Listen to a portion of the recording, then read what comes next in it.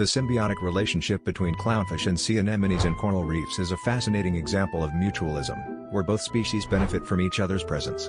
Clownfish, with their bright colors and unique adaptations, find a safe haven among the venomous tentacles of sea anemones, which protect them from predators. In return, clownfish provide sea anemones with nutrients through their waste and help improve water circulation around the anemones by their constant movement.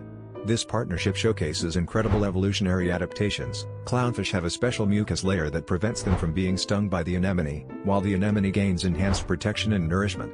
Together, they form a remarkable duo that exemplifies the intricate and interdependent relationships found within coral reef ecosystems.